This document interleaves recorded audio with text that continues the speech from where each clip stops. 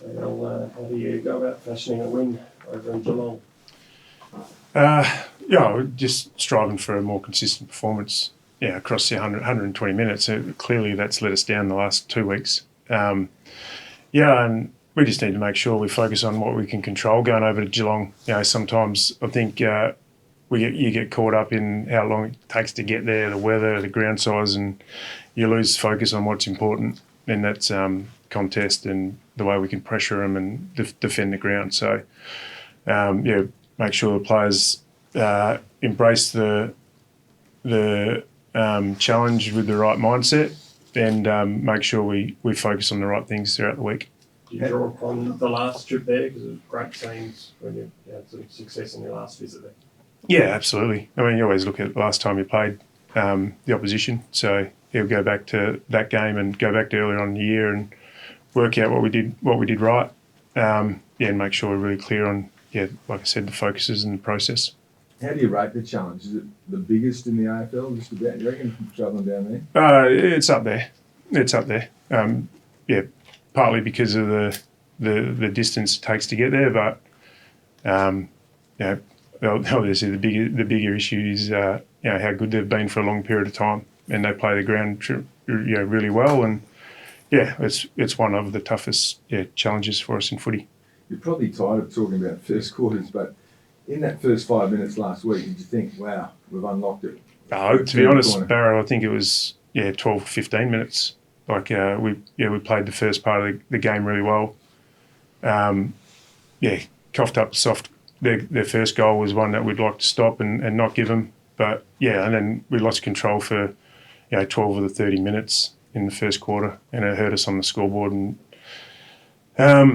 centre bounce was an issue, but I thought centre bounce were able to pressure Sydney at least, which we probably didn't do the week before. So a lot of rush kicks, and we just couldn't get it done in the contest.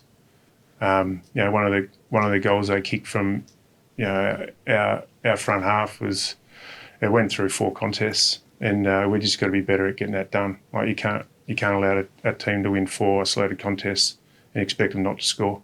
So there's definitely 3 or 4 of those 5 goals in a row that we've just got to be better at stopping. You mentioned the centre bounces though, didn't you? Have you obviously looked at the tape. Was there something you saw as to why they not waltzed out, but you know what I mean? Well, I think there's definitely things the week before where we identified where we allowed Collingwood to come out the front, and we stopped that on the weekend. We just couldn't stop the field position they got from there. So, like I said before, I don't think they waltzed out the front and had uncontested look going inside 450. So that was a step in the right direction. But we need to be better at holding up behind the ball. Coming up against the Premiers, Justin, and with some of the great players they have, do you have any matchups in mind where you think you can sort of fast track some of your guys' development or teach them something? No, probably not specifically. No. We probably have some matchups behind the ball that we'll go to, but we don't try not to get drawn into too many one-on-ones. How are Matt Johnson and Neil Rasmus, I guess, developing with their time in the AFL team, do you think? I think they're taking steps forward, definitely. And they're building. They played some really good footy, but now they're learning what it takes to get up week in, week out, and put a consistent run of games together. So that's all great experience for them. Hold them in really good stead for the next off season and pre-season. And it is a challenge to be able to review a performance individually, and then have another good week on the track, and then rock up and play somewhat different roles week after week. So they've embraced it pretty well. And we'll continue to challenge them throughout the last 5 games. Seems like fan anger has gone up and up this week. Is that something you felt? No, I haven't actually. I understand people and our supporters be disappointed with our performances. I'll wear that. We're not sitting back here, celebrating our performances. We're disappointed as well. But my focus has gone into improving our footy. Don't tend to worry about too much of that. I know that you've still got 5 weeks to look forward to, but How do you sort of assess the season to date? Has it been a little disappointing compared to what you achieved last year, obviously, to this year? Oh, yeah, of course. Yeah, of course it's been disappointing. It's been inconsistent. Whereas last year I thought we were much more consistent on the previous year, and we've taken a step back with our consistency. And after our start to the season, we've just been on the back foot the whole year. So, having said that, we can take some massive strides in these last 5 weeks, and I've seen a really good attitude amongst the playing group and really good motivation to be able to maximise these last 5 weeks. We've seen those young teams do this before, and then the season after that, probably that step back, they take another big step forward. Can you see yourselves doing that next year? Like you said, if you keep taking these strides in the next 5 years? I'm really positive about our future. I've said that all along. But you can't, these things just don't happen. We need to make sure we get the last 5 weeks right. We need to get the off-season right. We need to be really clear on how we identify what we need to improve on. And then we need to get to work. It doesn't just happen because of age or natural progression. So we're well aware that we just need to stay the course and process orientated and work our backsides off. With some of the opposition you've got coming up with the Cats, the Lions, Port, do you sort of view these last 5 weeks as a real opportunity to sort of springboard into the off-season absolutely. next year? Yeah, we have to see it as an opportunity. And when we talk about mindset, we need to make sure, we're not viewing these guys as unbeatable, and we need to make sure we, in areas of the game, we get on the front foot and be proactive and, see it as a challenge, not as a negative. Is that sort of a form of motivation for the playing group, even with finals most likely out of the equation, looking at some of these top teams and thinking... Yeah, somewhat. Like some players would see it as a motivation. I think the motivation is more trying to maximise it from our point of view, and build on our consistency and get better individually and as a group. Have you ruled finals out of the equation? No. We never really sit here and talk about finals. Haven't ruled it in, haven't ruled it out.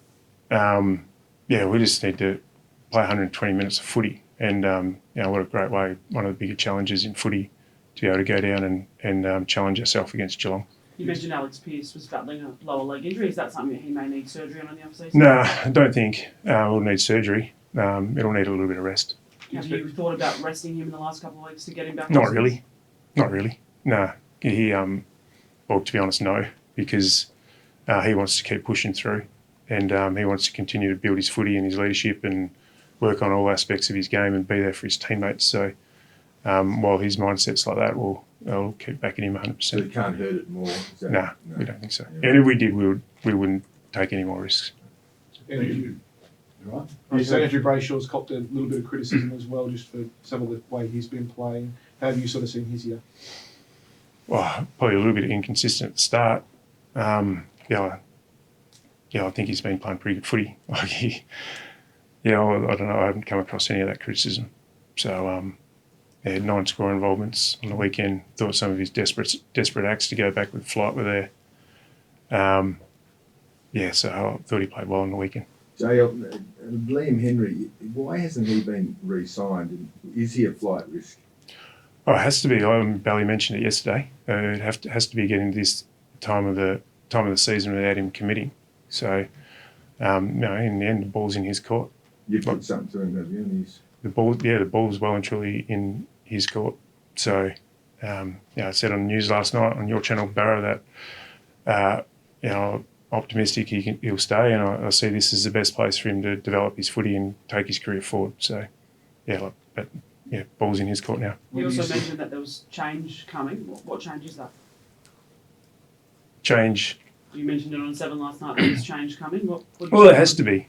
Oh, we have to, at the end of the year, we have to sit down and review everything we do, don't we? Like, you can't just, like I said before, we can't sit here and say that natural progression is going to take us forward. So we need to be really methodical at the end of the year to review all our processes, systems, game plan, personnel, what we do. Like, that's the position, and they're the sorts of things that you get right that take you forward. So that's what I was alluding to. Sorry, just back to Liam. What do you see his ceiling being, though, seeing as he's an exceptional talent, taking a lot while to get to where he is, but he's playing really good footy at the moment on the wing? Well, I think we've seen what his best looks like. The challenge, and it's always been the challenge to Liam, is to raise his consistency and his level of consistency.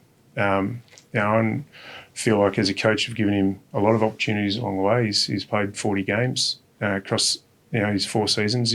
We've given him a lot of opportunities, and there's been times when he's needed to go back and work on things we're asking him to work on. So I think he's done that and embraced that really well, and that's got him to the point where he's played his most consistent footy over the last period of time.